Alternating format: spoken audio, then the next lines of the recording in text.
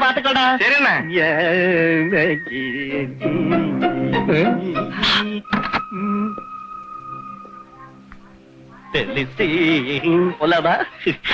ഇരണിയിൽ ചിന്നപ്പ ആ മലാണ്ട ഇരണിയിൽ ചിന്നപ്പ ആനന്ദപത്മനാഭൻ സാറ് പറഞ്ഞിട്ട് വന്നതാ.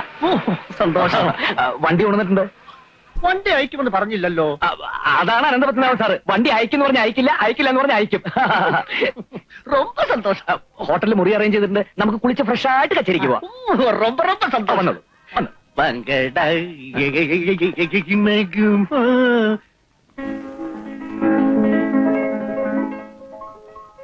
Happy birthday to you.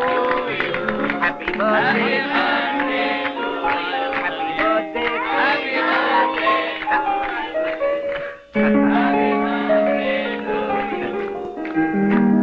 Happy birthday to you. Ramendra, നീ കച്ചേരി തുടങ്ങാം. ഓക്കെ. ചിന്നപ്പ ആരംഭിച്ചോളൂ. അയ്യോ അയ്യോ അവക്കളല്ലേ ഒറിജിനൽ ഇരണിയൽ ചിന്നപ്പ സദ്ദേഹമാരുടെ ഇപ്പൊ 2 കീർത്തനം പാടി കേൾപ്പിക്കല. എന്താ ഇത്? പിന്നെ ഈ പാടി വരക്കാരാ? அதெல்லாம் எங்களுக்கு தெரியாது சார். காலையில ஒருத்தன் பஸ் ஸ்டாண்ட்ல வந்து எங்களை கூப்பிட்டுக்கிட்டு லாட்ஜ்ல கொண்டு போய் ரூமை காட்டி படுத்து தூங்க சொல்லியாச்சு சார். நேற்றுக்கு கச்சேரி இருந்தனால நாங்க எல்லாம் தூக்கி போயிட்டோம். எழுந்திருச்சு பார்க்கும்போது மணி 7. விருதி வச்சு நாங்க வெளியே வர பார்க்கும்போது முறி வெளியில இருந்து பூட்டி இருக்கு சார். அப்புறம் லோட்ஜுக்காரன் வந்து டூப்ளிகேட் சாவி போட்டு திறந்துதான் சார் நாங்க வெளியே வந்தோம். நான் பாடட்டுமா? ഒരു പുല്ലും വേണ്ട ഇവിടെ. എല്ലാരും പോകുന്നുണ്ടോ? கடவுளே, எந்த ஒரு ப்ரோக்ராம் போயாச்சு. ഒന്ന് മാറിയേ. എന്താ എന്താ ഇവിടെ? എന്താ സാർ ഇവിടെ പ്രശ്നം? പറയണ സാർ. ഞാനില്ലേ സാർ? എന്താ സാർ? ഒരു വാക്ക് പറഞ്ഞാൽ ഞാൻ ഒന്നും ചെയ്യില്ല. താനത് എവിടെയായിരുന്നോ? നല്ലൊരു ദിവസമായതുകൊണ്ട് ഞാൻ പുറത്തു പോയി ലേശം സ്മാൾ അടിച്ചു. എന്തായി ആലോചിച്ചിരിക്കുന്നത്? ഇതെങ്ങനെ വിട്ടാൻ പറ്റത്തില്ല. താങ്കൾ പോലീസിനെ വിളിക്കും. എന്തിനാ ഭാവതരെ പോലീസിനെ വിളിക്കുന്നത്? നിന്നും രാജാതെ ഇനി അങ്ങ് പോ. തറവേല കാണിക്കുകയാണെങ്കിൽ തലേദിവസം പറയണം. എന്ത് പറ്റി സാറേ? ഇതേ വേഷം മറ്റവന്മാർക്ക് കൊടുക്കാൻ തന്നോട് ആര് പറഞ്ഞോടോ? എന്റെ പൊന്ന് സാറേ, ഞാൻ കൊടുത്തതല്ല. സാർ ഇവിടെ വന്നിട്ട് എടുത്തോണ്ട് പോകുന്നത് അവന്മാര് കണ്ടു. എന്റെ ജീവിതത്തിൽ ഇതേവരെ കേൾക്കാത്ത പുളിച്ച തെറിയാ ഉമ്മച്ചൻ സാർ എന്നെ പറഞ്ഞ്. മറ്റാർ സാറാണെങ്കിൽ എന്റെ കൊങ്ങയ്ക്ക് കുത്തിപ്പിടിച്ച് എന്റെ 6ആം വാരിയെല്ലാം ഊരിയെടുക്കുമെന്ന് ഭീഷണിപ്പെടുത്തി. അതുകൊണ്ട് സാറേ ഞാൻ കൊടുത്തത്. പുതിയ വേഷം വല്ലതും വേണം. പുതിയ വേഷം? നിന്റെ ആത്മധൈര്യമില്ലാത്ത അലവലാതി. നിന്റെ കടയിൽ നിന്നുള്ള സാധനം എടുത്ത് ഇതോടെ പറ കുഞ്ചു. സാർ, കുഞ്ഞെന്നെ വിളിച്ചായിരുന്നോ? ആ വിളിച്ചു. അകത്തേക്ക് വാ. അയ്യോ, എന്ത് ഞാൻ പോണു? ഒരു പെണ്ണെന്നെ മാനഭംഗപ്പെടുത്തി നാട്ടുകാർ അറിഞ്ഞ് എനിക്ക് നാണക്കട. എന്നെ വിടൂ, ഞാൻ പോട്ടെ. Don't talk rubbish. അയ്യോ, ഇരണിയൽ ചിന്നപ്പയുടെ വേഷം കെട്ടി ഇന്നലെ പാട്ട് പാടിയവരെ ഉമ്മച്ചൻ അറിയാമോ? ഇല്ല. അതിലൊരാൾക്ക് ഉമ്മച്ചന്റെ ചായ ഉണ്ടായിരുന്നു. ചിലപ്പോ കാണും. എന്റെ അപ്പച്ചന്റെ സ്വഭാവം അത്ര നല്ലതല്ലായിരുന്നു എന്ന് അമ്മച്ചി കൂടെ കൂടെ പറയാറുണ്ട്. നാട്ടുകാരും പറയാറുണ്ട്. അത് ഉമ്മച്ചനാണോന്ന് അറിയാൻ വേണ്ടി വിളിപ്പിച്ചതാ. അല്ലെന്ന് ഉറപ്പല്ലേ? കുഞ്ഞിന് എന്തെങ്കിലും സംശയം ഉണ്ടോ? ഇല്ല. എന്നാ ഞാൻ പോട്ടെ. ഉമ്മച്ചനെ നിന്നേ. അയ്യോ, ഇതാരുടെ?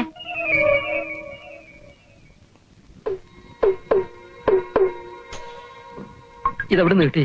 ഉമ്മച്ചന്റെ മുറിന്ന്. ഇനി ഒന്നും ഒളിക്കണ്ട. സത്യം പറഞ്ഞോ, നിങ്ങൾ എന്തിനാ ഇന്നലെ വേഷം മാറി വന്നത്? അത് എന്നോട് പറയാൻ ബുദ്ധിമുട്ടാണെങ്കിൽ വേണ്ട. പോലീസിനെ വിളിക്കാം. അയ്യോ വേണ്ട,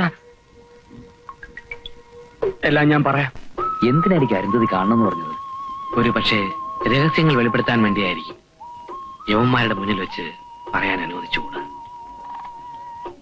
കള്ളി വെളിച്ചത്തായ കാര്യം യവന്മാരിപ്പോ അറിയണ്ട. അരുന്ധതി വരട്ടെ.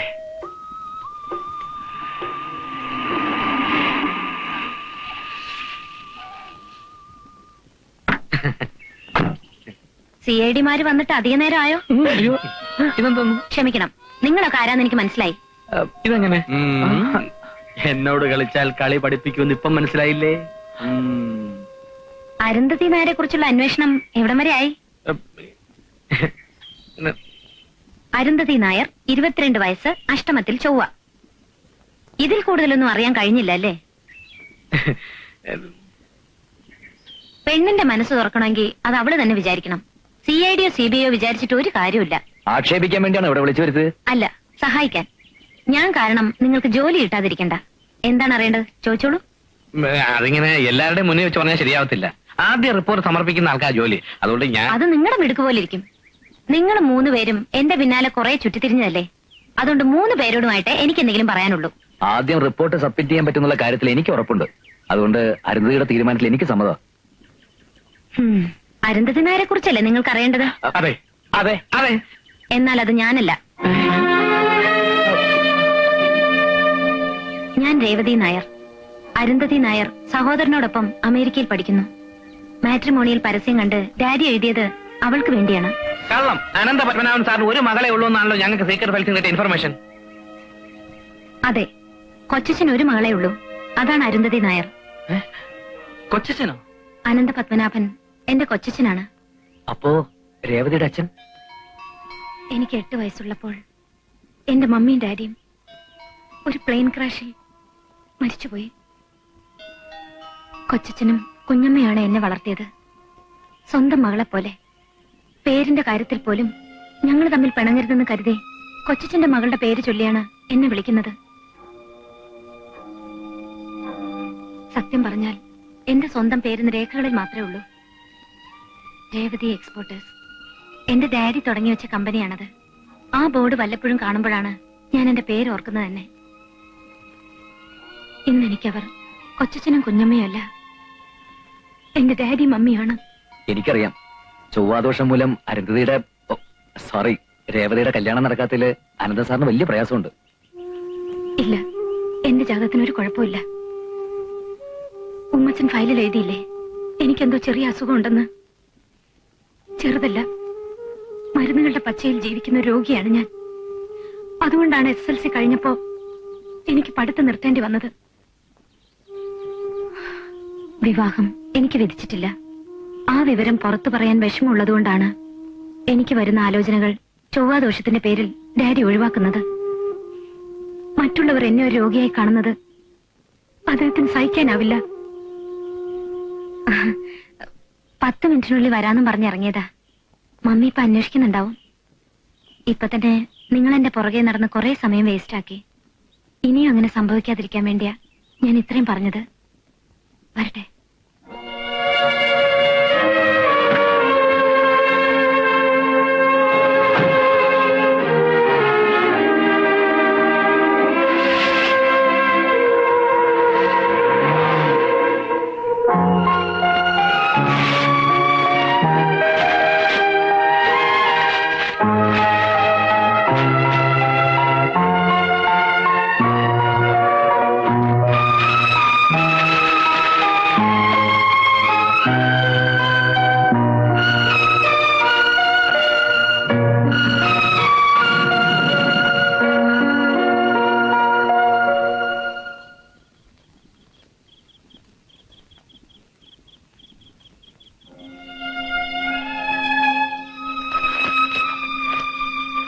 ഉമ്മച്ചൻ എങ്ങോട്ടാ?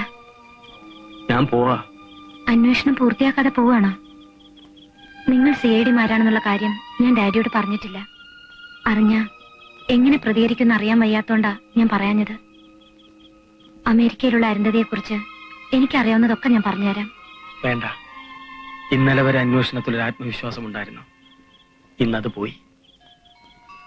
കുട്ടി ഞങ്ങളെ തോൽപ്പിച്ചു കളഞ്ഞു.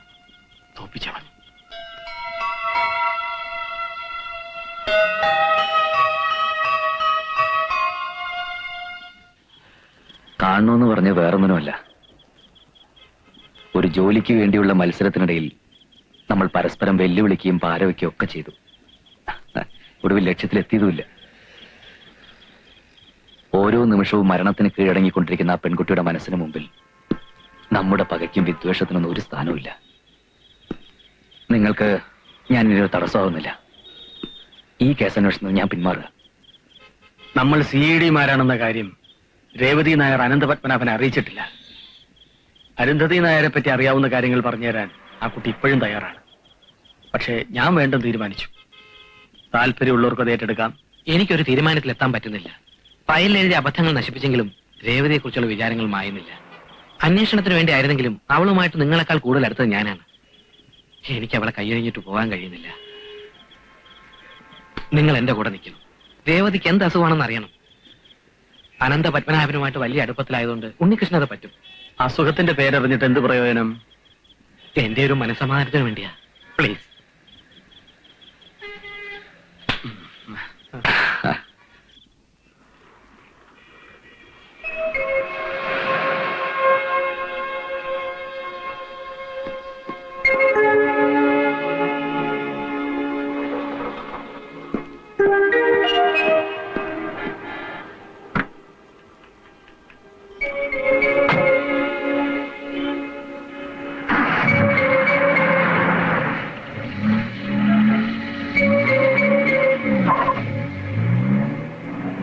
ആർക്കാ മരുന്ന്?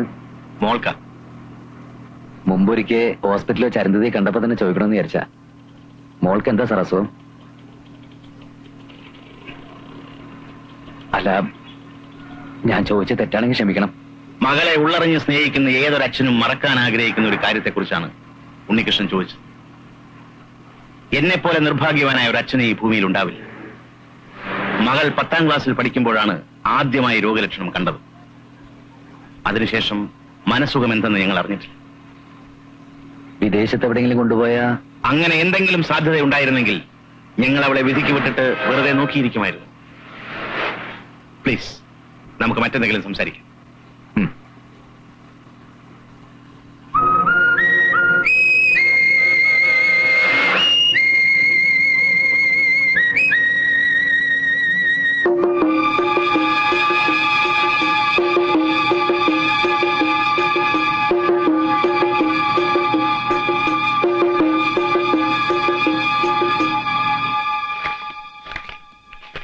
ഇതിൽ എഴുതിയിരിക്കുന്ന വൈറ്റമിൻ ടാബ്ലറ്റ്സ് ആണെന്ന് ഉറപ്പാണോ? എന്നാണ് ആ മെഡിക്കൽ ഷോപ്പുകാരൻ പറഞ്ഞത്. ഇത്രയും വൈറ്റമിൻസ് കഴിക്കണമെങ്കിൽ രേവതിക്ക് കൊടുക്കുന്നത് വളരെ ഹെവി ഡോസ് ഓഫ് ആന്റിബയോട്ടിക്സ് ആയിരിക്കണം. അത് ശരിയാ. രേവതിയുടെ അസുഖത്തിന്റെ പേരറിയണമെന്ന് നിർബന്ധമാണെങ്കിൽ അവൾ കഴിക്കുന്ന മറ്റു മരുന്നുകളുടെ പേരറിയണം. അതിനെന്താ ഒരു വഴി? വഴിയുണ്ട്.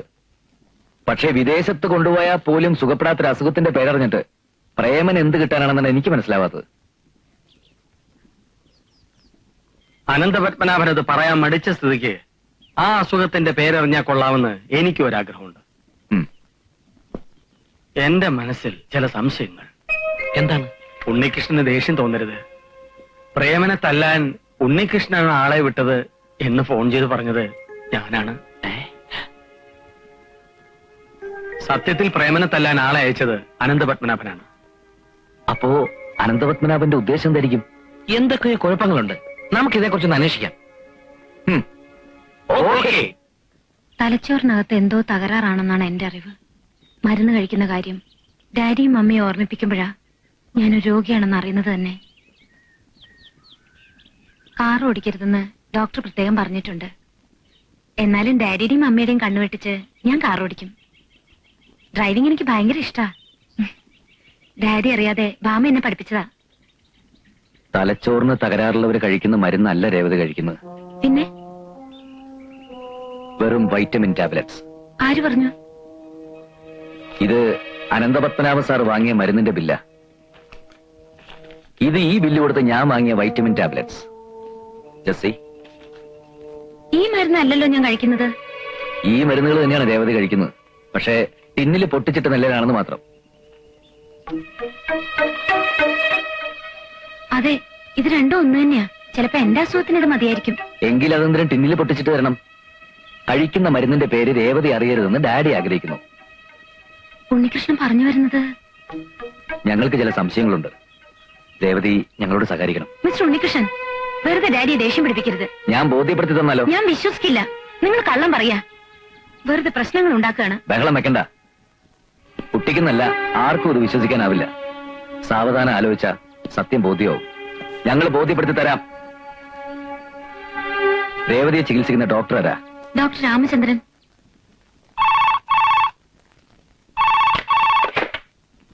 Hello, doctor Ramendran here. ഒരു പേഷ്യന്റിനെ നോക്കാൻ ഡോക്ടർ ഒന്ന് വരണം. വണ്ടി അയച്ചിട്ടുണ്ട്. ഇതെന്റെ കൺസൾട്ടിംഗ് അവേഴ്സ് ആണ്. പേഷ്യൻസ് ഒരുപാട് വെയിറ്റ് ചെയ്യുന്നുണ്ട്. വീട്ടിൽ കൊണ്ടുവന്നാൽ നോക്കാം. അങ്ങോട്ട് കൊണ്ടുവരാൻ പറ്റാത്ത അവസ്ഥയിലായതുകൊണ്ടല്ലേ. Health മിനിസ്റ്ററുടെ കസിനാ patient. മിനിസ്റ്ററുടെ ഓഫീസിൽ നിന്നാ വിളിക്കുന്നേ. ശരി സാർ, ഞാനിപ്പോ വരാം. പെട്ടെന്ന് വേണം. ഡോക്ടർ, വണ്ടി കൊണ്ടുവന്നിട്ടുണ്ട്. ഓക്കെ, നിങ്ങൾ അല്പേരം വെയിറ്റ് ചെയ്യൂ. ഒരു എമർജൻസി കേസ് ഉണ്ട്. വാ.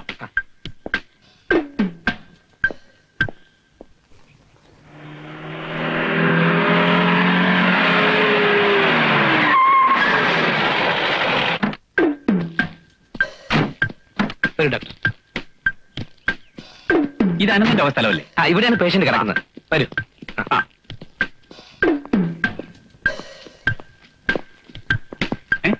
അരുന്ധതി എന്താ ഇവിടെ? നോ, അരുന്ധതിയല്ല, രേവതി നായർ.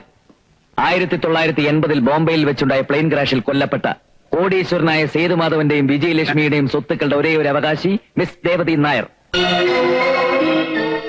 നിങ്ങളാരാ? I'm CID Unnikrishnan. I'm CID Prem Shankar. I'm CID Oommen Koshy. We are from secret files private limited. Well doctor, Come on. സത്യം പറയണം, രേവതിക്ക് എന്താണ് അസുഖം? നിങ്ങൾ എന്തായി കാണിക്കുന്നത്? പറയാ. അല്ലെങ്കിൽ ഇന്ത്യൻ റെയിൽവേയുടെ ഏതെങ്കിലും ഒരു ട്രാക്കിൽ ഒരു അജ്ഞാത മൃതശരീരം തിരിച്ചറിയാനാവാത്ത നിലയിൽ ചിന്നിച്ചെതറി കിടക്കും. എന്നെ കൊന്നാലേ ഞാനത് പറയില്ല. ഒരു പേഷ്യന്റിനെ സംബന്ധിക്കുന്ന രഹസ്യങ്ങൾ മറ്റുള്ളവരോട് പരസ്യമായി പറയാൻ പാടില്ല. അത് മെഡിക്കൽ എത്തിക്സിനെതിരാണ്. നിന്റെ ഒരു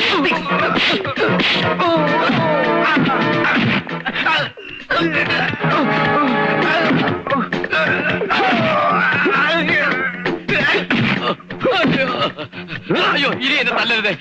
ഞാനെല്ലാം പറയാം. രേവതിക്ക് യാതൊരു അസുഖവും ഇല്ല. അനന്തം പറഞ്ഞിട്ടാ ഞാനിതെല്ലാം ചെയ്തത്. എന്തിന്? അത് അവൾ ഒരിക്കലും വിവാഹിതയാകാതിരിക്കാൻ വേണ്ടി.